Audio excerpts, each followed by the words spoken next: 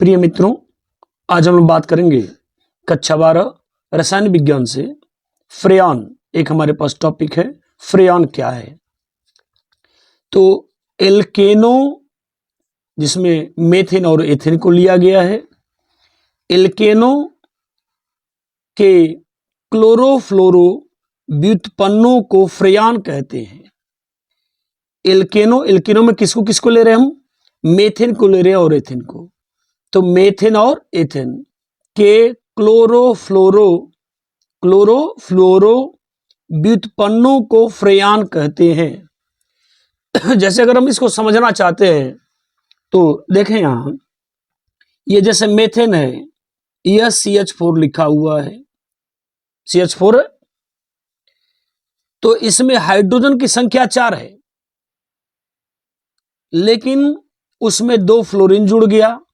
तो अगर 2 फ्लोरीन जुड़ा है तो 2 हाइड्रोजन हटा दिया, 2 क्लोरीन जुड़ा तो फिर 2 हाइड्रोजन हटा दिया, यानी पूरी तरह से उसमें से हाइड्रोजन हट गए।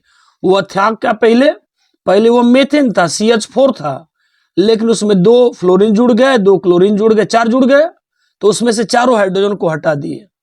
तो कहने का मतलब यह है कि मेथेन से यह बन गया, इसलिए इसका नाम क्या पड़ा? यह F कैटो दिख रहा है आपको, 2 क्लोरीन कितना दिख रहा है? 2। तो इसलिए इसका नाम पड़ा डाईफ्लोरोमेथेन। अब बच्चा बड़ा परेशान होता है कि मेथेन शब्द कहां से आ गया। तो मैं आपको बता दूं कि मेथेन CH4 होता है, 4 हाइड्रोजन है, तो उसमें क्या हुआ, 2 हाइड्रोजन फ्लोरीन ने हटा दिया और 2 हाइड्रोजन क्लोरीन ने हटा दिया, तो चारों हाइड्रोजन हट गए, उनके जगह पर आ गए, तो इसलिए मेथेन शब्द का इस्तेमाल हुआ।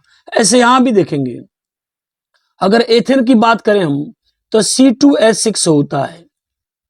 अब देखो, यहां अगर बात करें C2H6, तो C2 यहां होना चाहिए, थोड़ा देखिएगा, यहां C2H6 होता है एथेन का। अगर हम यहां बात करें तो यहां कार्बन 2 है, ठीक है, अपने जगह पर, और हाइड्रोजन 6 है। 3 हाइड्रोजन फ्लोरीन ने हटा दिया और 3 हाइड्रोजन किसने हटा दिया? इस क्लोरीन ने हटा दिया। तो 6 हाइड्रोजन उसमें से हट गए और उनकी जगह पर ही दोनों फ्लोरीन और क्लोरीन जुड़ गए। अब इसका नाम अगर देना चाहेंगे तो ट्राईफ्लोरो, और यह हुआ क्या? एथेन। ट्राईफ्लोरो एथेन नाम हमने दिया इसको। अब देखेंगे, इसको फ्रेयॉन 12 हम कहते हैं।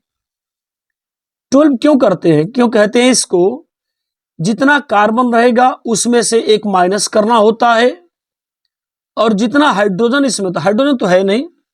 अब ऐसे जनरल समझिए, यह फ्रेयॉन 12 है, और इसकी अगर हम बात करेंगे तो यह हो जाएगा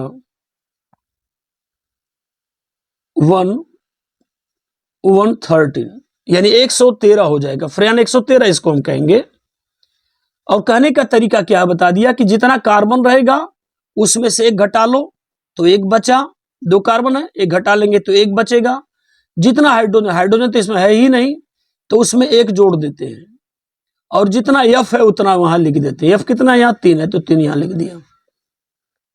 अब इसके उपयोग की अगर बात करें तो रेफ्रिजरेटर यानी फ्रिज में, वायु शीतलन यानी AC में, एयर कंडीशन में, और वायु शीतलन जैसे कहता है कि कार का AC हो, कमरे की AC हो, उनमें इस्तेमाल होगा।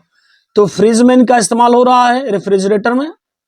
और वायु शीतलन में जैसे AC में, जैसे कार की AC, कमरे की AC है।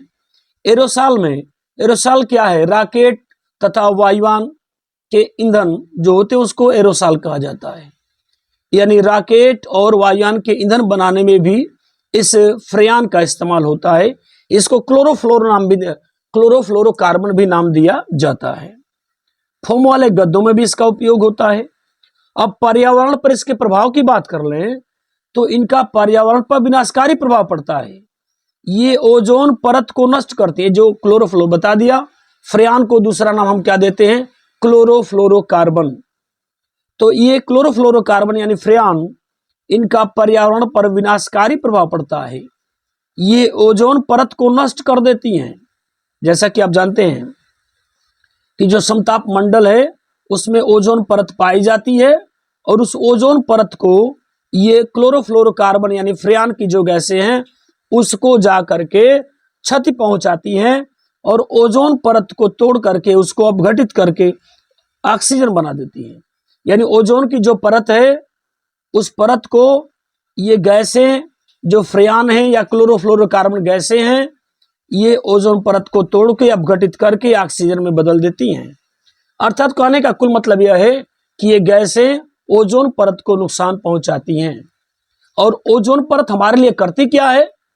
जो सूर्य से आने वाली पराबैंगनी किरणें हैं, अल्ट्रावायलेट रे, उनको पृथ्वी पर आने से ओजोन परत रोकती है।